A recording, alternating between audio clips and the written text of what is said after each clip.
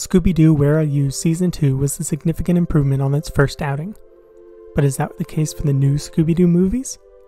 The answer is yes, but to a lesser extent. The largest problems of the first season were the length, animation, and lack of interesting mysteries. And unfortunately all of these are still problems. That's not to say nothing has changed, as there have been improvements in some areas, but it's still largely the same show. Before we get further into the video though, it would be a big help if you could like, comment, and subscribe. Thank you. The animation is improved, with more interesting backgrounds and less obvious animation glitches, although there are still some noticeable with a keen eye. The frame rate of certain chase scenes is still shockingly low, and they're lacking in variety and ingenuity compared to other series in the franchise. Overall, it's not a full step forward, but rather a half step, with some moments evoking the better scenes in Where Are You, but repetitive walk cycles and dialogue abound. The length of the episodes is unchanged, and there are still many of the same problems with repetitive second acts, although the guest stars this time around tend to fit in more with the gang that makes them feel less dragged out. The season also avoided having 2 episodes stuck together, which occurred a few times in the first series. While there's still some episodes that drag, again there's improvement in this area. The mysteries are probably the biggest change, with most of them having decent culprits and clues, and red herrings being a tad less obvious. Double disguises are frequent, and while not all of them are possible to figure out from the information provided, most are. This is assisted by the shorter length of the season, only having half as many episodes. There is a greater focus on other Hanna-Barbera properties this season, eschewing musical guests, and instead having 4 comedians and 4 animated crossovers. This includes the likes of Speed Buggy, Josie and the Pussycats, the Harlem Globetrotters in a 3rd entry, and Genie. The last is an odd inclusion featuring actual magic and teleportation, firmly planting the series' continuity into the real monster territory. The premiere of the season features the Harlem Globetrotters and general Scooby-Doo mystery exploring a haunted house and the surrounding island. It's unfortunate that it suffers from the generic monster curse, where it's just a few guys running around in ghost costumes with some disappearing limbs.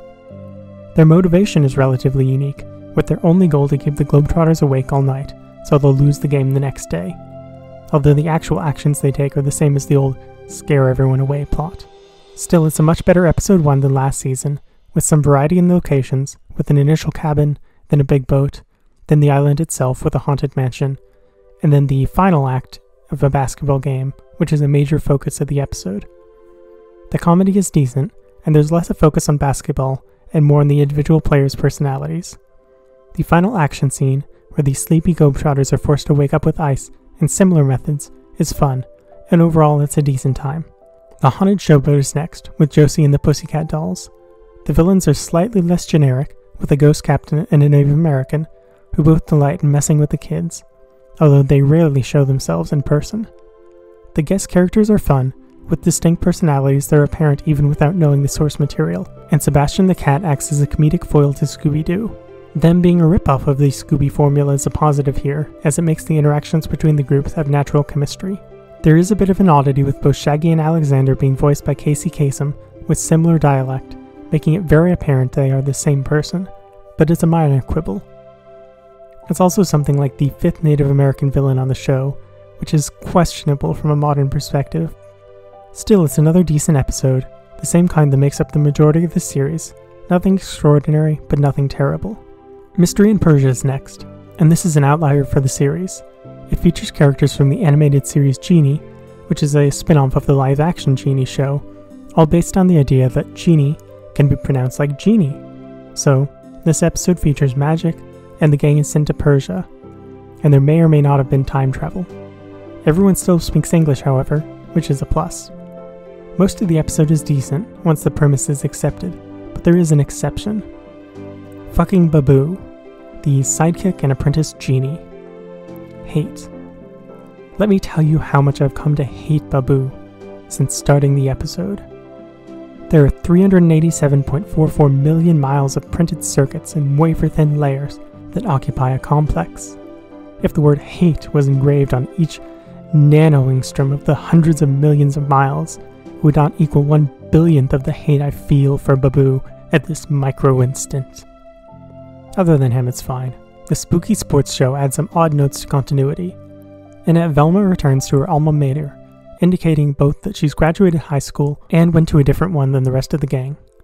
Nothing exactly contradicts this, but it ages up the characters a bit, and previous dialogue implied they all went to the same school, including going to the school dance. This appears to simply be the new movies being in Continuity B, unless the information from Where Are You is not relevant. Otherwise, the episode is generally fine, with some entertaining acrobatics from Shaggy and Scooby, an ordinary ghost with an impressive mustache, and a decent guest performance from Tim Conway. There's definitely a benefit from large locations in these longer episodes, and the school provides enough different locales, it doesn't feel boring. The Exterminator is next, featuring Don Adams. He tasks the gang with helping him to kill all the bugs in a haunted house, but someone else is there and wants to keep them away. This is similar to the Jekyll and Hyde from last season, where a movie star is famous for playing villains, bringing them to life to torment the gang. The whole thing is a bit sus though. The bug bombing part of the episode feels tacked on unfortunately, although a decent amount of screen time is dedicated to it. He's also allegedly getting paid 10 cents per bug, which seems like an enormous amount when clearing a building. Still though, the house is fun, if standard environment, and the monsters turn up enough to give it a decent pace to the episode. There's a scene with raining popcorn that's absurdly low frames however, which is a noticeable problem in most episodes. The Weird Winds of Winota is next, with Speed Buggy and the gang. Buggy is an anthropomorphic car like the Cars franchise, but more terrifying. He can melt locks with his exhaust, drill through solid rock, and transform his wheels into hands. He's genuinely scarier than any of the monsters in the show, and if he ever decided to turn on his human masters, the world would probably be doomed. The episode itself is a bit lackluster, mainly because the villain for the first 2 acts is Strong Wind, which is driving everyone out of town. The mystery is fine, but even when the culprits are revealed, it's just guys in cloaks, like in the pilot. This episode also features more animation errors than usual, as well as the bizarre nature of Speed Buggy himself. Still, it's better than the worst episodes from last season. The Haunted Candy Factory stars Mama Cass Elliot, a singer who unfortunately passed away within a year of the episode airing. It's another one-location episode, but the area is a candy factory, so there's a good bit of visual variety, although the architecture borders on non-Euclidean, so there's no point trying to make sense of it. The villains are blobs of green goo, which isn't the most interesting design, but they're at least more active than many of the villains, directly interacting with the main cast. Throughout the first act of the episode, there are a lot of fat jokes about Miss Elliot, and although some are self-deprecating, it all feels a bit mean. Luckily they dry up and the rest of the episode progresses. Again, it can be compared to a first season episode, as this one features a bank robbery and trying to get away with the money, but now there's setup indicating both the presence of gold and evidence from the bank, leading to a better and more understandable mystery, and overall, a much better episode. The Haunted Carnival is definitely where they gave up naming the episodes, with half featuring haunted in the name. This one has Dick Van Dyke as a guest, and a mysterious strongman as the culprit. It's also the final episode of the series, and ends with the gang joining up with the carnival, where it can be assumed they took a break from mystery solving for a while. There's some absurd cartoon physics going on, more so than usual. Scooby and Shaggy head up in a balloon, and then fall down but are saved by a tiny ice cream cart.